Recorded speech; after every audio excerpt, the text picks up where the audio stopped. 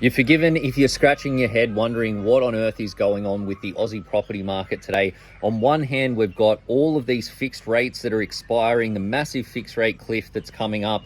But on the flip side, we're seeing property values just continuing to increase month on month, with values up now almost 5% in Sydney over the last 3 months alone.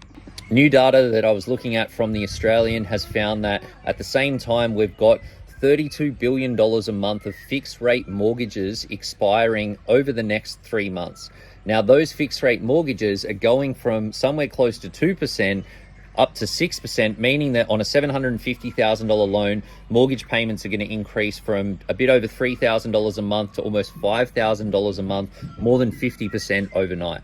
But at the same time, we've seen a lot of these fixed rates expire over the last 9 months, 12 months, and property values are still going up. Now, July's just wrapped up and values around the country are up 0.7%, 0.9% in Sydney, and that brings, over the last 3 months, national market is up 3%, Sydney market up 4.5%, meaning that over $50,000 has been added to the average house price in Sydney.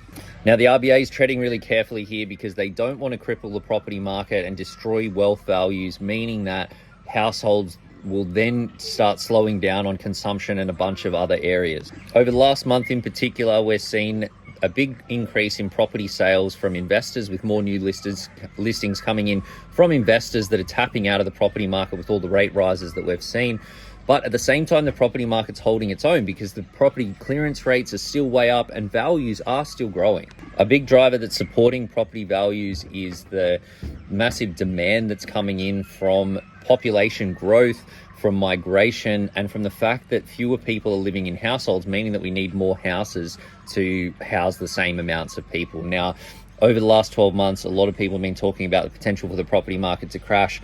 It hasn't. They've talked about this a bunch of times before, and it hasn't. And anyone now that was sitting on the fence waiting for this crash that everyone was talking about will be paying a lot more to get into the property market.